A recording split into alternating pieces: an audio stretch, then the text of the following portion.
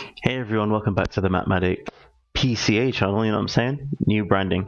Alright, today, like I said, I finally come out of my shell and I decided to go straight pop culture analyst. That's what PCA stands for. So let's just join one of my favorite political pundits, the conservative Dr. Steve Turley, just talking about some breaking news. Well, I don't know. It's breaking news to me, at least. He just dropped this video.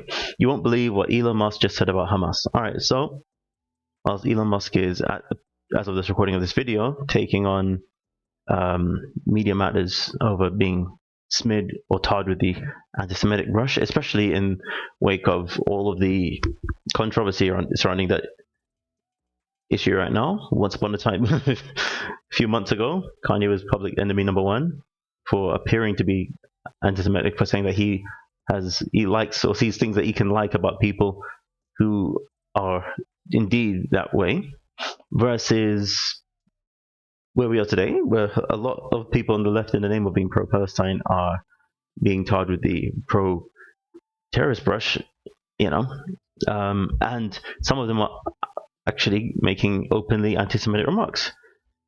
Where do we stand? I mean, so much for having to censor ourselves, eh? God knows I have no hate for anyone. So, without further ado, let's see what Dr. Steve Turley's got for us. Let's drop it.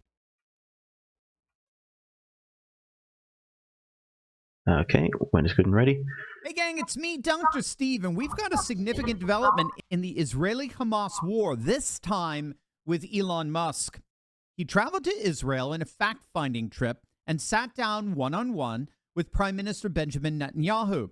Now, after surveying some of the areas attacked on October the 7th, Musk and Netanyahu discussed the implications of the attack. Excuse me. How are they being trained to have these, to believe that murdering and having joy at the death of civilians is a good thing, and to stop that training? Well, I think you hit the nail on the head, because we have first a mission to destroy Hamas. Nothing's going to stop that, because if you want peace, destroy Hamas. If you want security, destroy Hamas. If you want a better life for the Palestinians in Gaza who've been hijacked by Hamas, destroy Hamas. All of that is a precursor to the question that you asked. You first have to get rid of the poisonous regime, as you did in Germany, as you did in Japan, in World War II. These were two. There's no choice. There's no choice. So that's a prerequisite. Yes. No but then look at what happened. I mean, what you had in Germany was denazification, and what you had in Japan under Douglas MacArthur was a cultural reformation. And Japan that you visit today is so different from Japan of the 1930s. Germany that you visit today is so different from Germany of the 1930s. Well, is that possible in the Arab world? And I categorically say, of course it is, because we've seen it already in two places. We've seen it in the Gulf states, and we see that when you visit Dubai or when you visit Abu Dhabi or when you visit Bahrain, you see something entirely different. There was, in fact, a cultural change there. And let me say that that same thing is, in my opinion, happening to a considerable extent in Saudi Arabia. The de-radicalization of these Muslim countries, these Arab countries, some of it already took place, some of it is taking place. So there you have it. I gotta say that was an interesting bit of analysis. Sorry everybody, I'm trying to deal with something in the background. God damn, it's impossible. Sorry everybody. Let me just focus. So I'm taking something very interesting. I'm reading something very interesting into what this man is saying. I personally agree with his sentiment. Now, here's the thing. Dr. Steve Turley, in case some of you don't know, is one of these people who's not afraid to say what is really going on. And it may appear unpopular, but just to remind everybody, once upon a time, it was unpopular to make criticisms of other people in the name and bring up their religion, particularly Judaism, in the process. So, and it all reminds me of Elon Musk's What did he do? Elon Musk's, excuse me, everybody. It all draws from Elon Musk's. That meme he put out. I support the current thing. It draws back to that meme he put out, and when he dropped that meme, it was a good slap in the face for many people who didn't realize that they were just being like bots. Look at this. What I'm trying to say, Dr. Steve Turley, he's the guy who said, he was one of the other people who are saying, what's going on in Ukraine is not necessarily,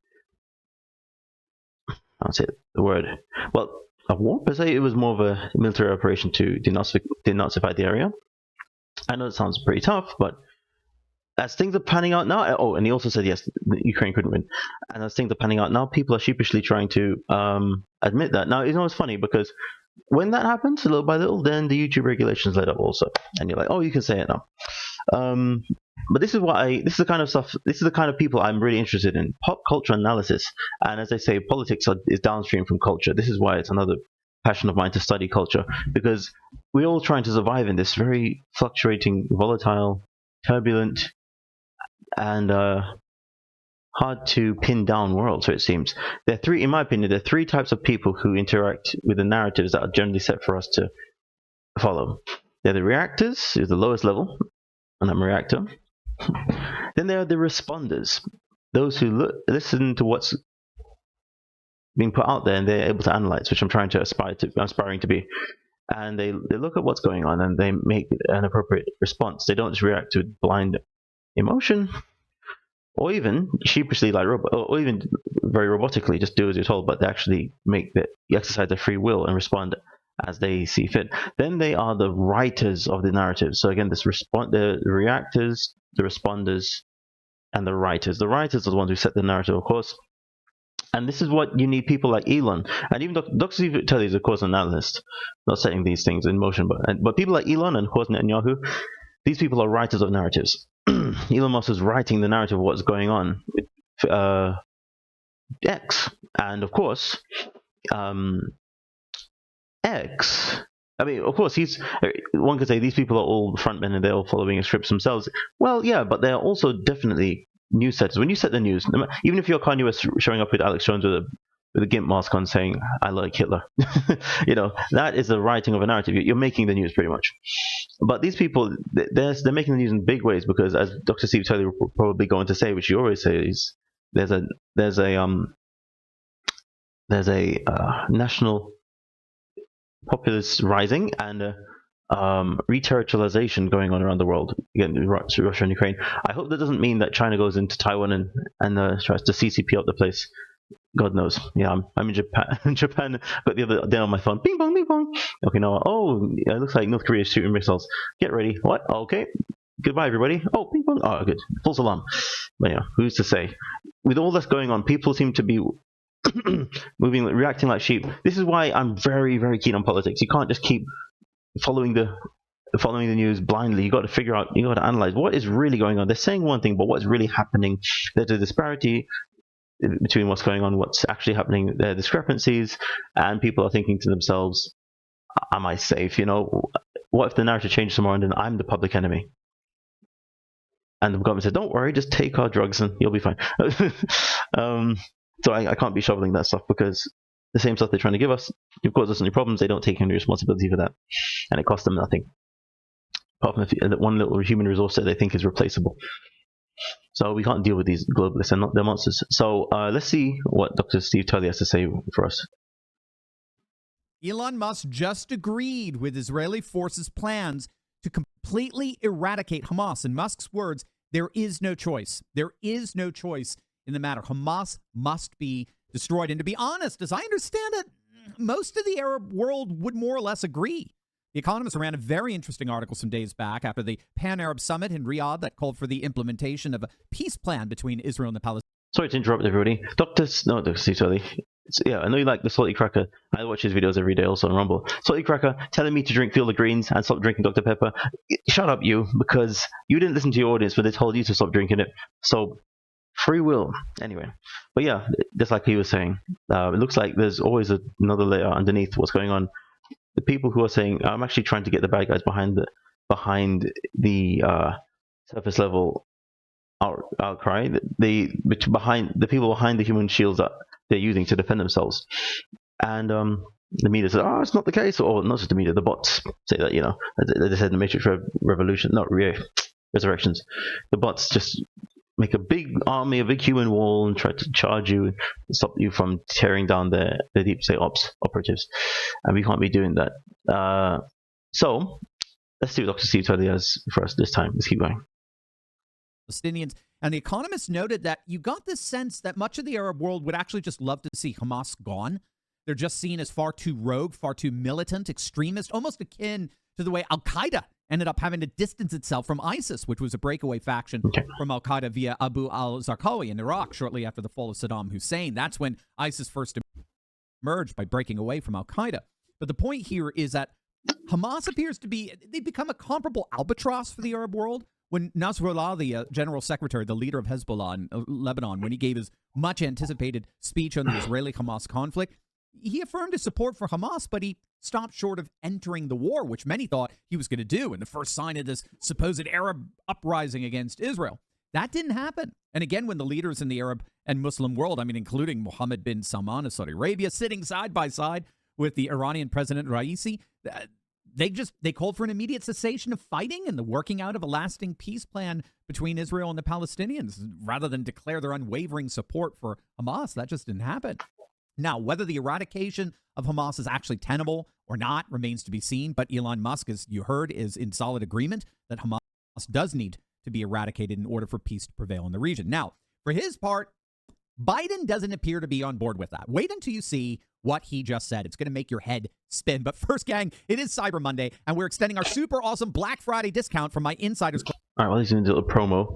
In fact, maybe I should let him do community. That. Sorry, Dr. Steve. If you want to see his promo, go into his channel. I just want to quickly say this is very interesting what he's bringing up here. The idea that the Palestinians agreeing. It reminds me of when he was talking about the Ukrainians actually also not wanting the Russians to be there. Excuse me, what am I saying? Yeah, the Ukrainians not wanting the not Russians. Ukrainians not wanting the Nazis to be in Ukraine. So again, I know I'm taking chances by talking about this on the channel, but I'm going to give it a chance. Give it a try. If I was worst case scenario, everybody do another search for MatMadik Plays. That's my other backup channel. If I get shut down on this thing for a while, I'll go over there and we'll continue doing the reactions there. Sorry, Dr. Steve. Cash out of the hands of woke companies. We take deep dives into the day's most pressing issues. And oh yeah, and while they're still talking about that, when it comes to my game reaction later on, I'm going to do a gameplay stream, but without my face. I'm just going to let it be the game only, just for a moment. I'm just going to see how that goes. If you guys don't mind, have a look at it and tell me what you think. Later on, I definitely want to try out that Alex Jones game. Yeah, when I get a moment. So I think he's done. To restoring faith, family, and freedom like never before. Bumbling Biden is now backtracking on comments he made about Palestinian casualty numbers coming from Hamas sources, saying that he had no notion that the Palestinians were telling the truth about how many people were being killed and that he was sure innocents were indeed being killed, but that's the price of war, blah, blah, blah. Well, he's now backtracked on that statement, saying that he was disappointed in himself, forever just saying that, forever questioning Hamas's accounts of the death tolls. Now, what Biden is doing there is he's responding to this impossible situation he finds himself in, where the fallout from the Israeli-Hamas war has ramifications for Biden here at home. As many of you know, the Democrats are going through a civil war of sorts as part of the fallout from the conflict. While Republican voters are overwhelmingly pro-Israel, about 80% of Republican voters back Israel's campaign against Hamas, the situation is very different when it comes to the Democrats. Astonishingly, Democrat voters actually side with the Palestinians by an 11-point margin, 49-38. And this lopsided margin, it's just making things very difficult for Biden, as U.S. interests, at least initially, have been solidly behind Israel. Biden is basically giving Netanyahu the green light to do whatever he wants in the region with American cover, particularly military cover.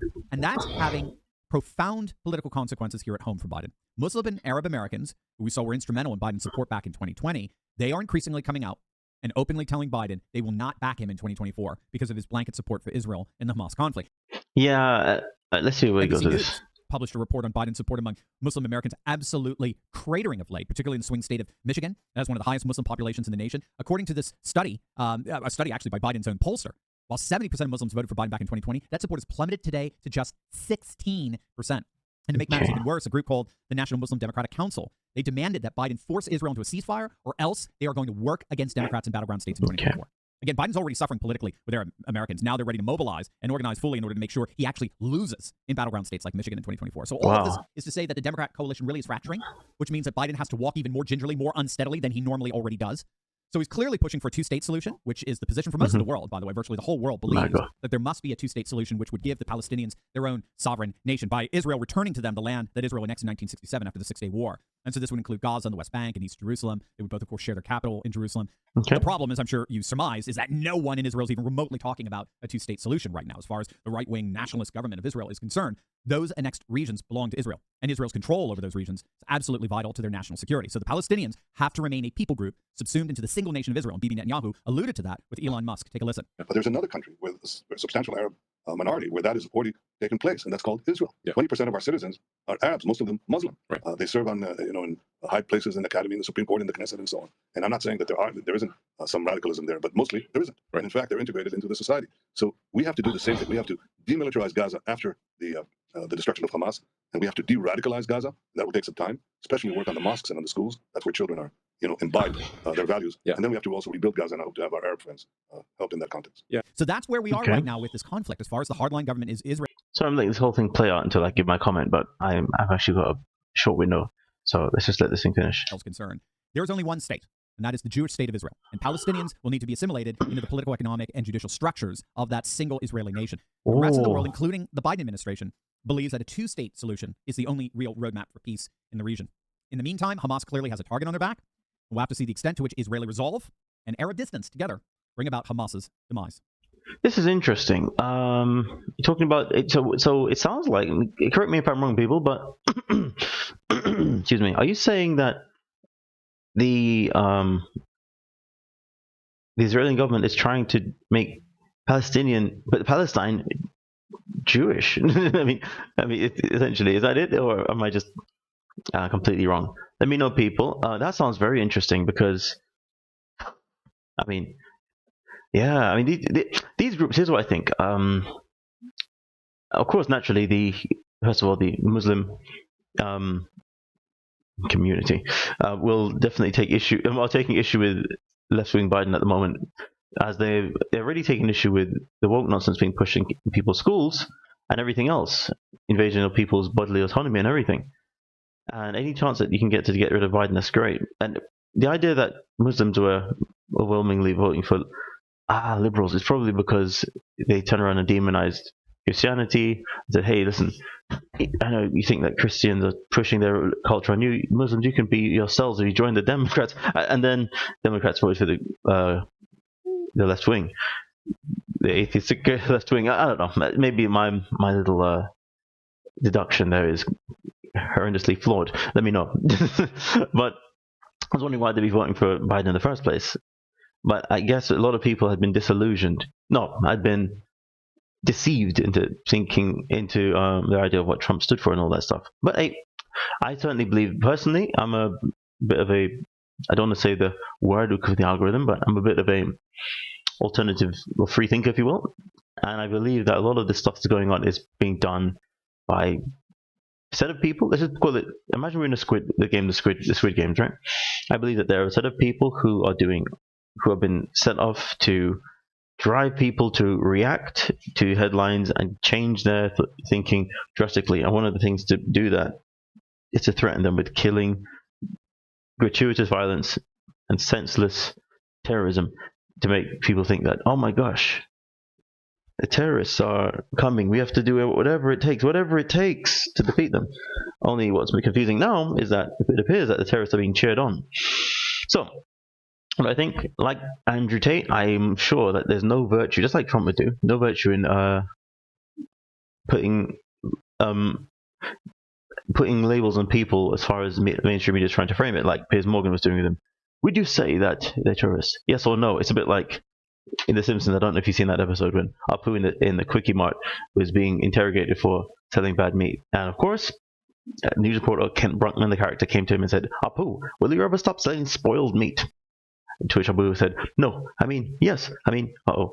When you're in a framed question, like in a paradigm where you can only choose one or two binaries that are binary options that misrepresent the situation, strawman, the whole argument that you stand for, and so on, you can be led down a pathway that will just lead you more and more feeling out of control. What you most, like Vivek would do, break the frame and just state your case cleanly and honestly as you can with your own sense of it and with your own analytical ability. But that's what I think so far. Let me know what you think, people. Thank you very much for checking out the MatMadik PCA channel. Please like, share, comment, and subscribe, and we'll build a community together. And I'll see you on Christmas time, of course. I'm going to be gaming more often then, and so on. But it's all about the pop culture war, people. So let me know what you think of this, and I'll catch you next time. Peace.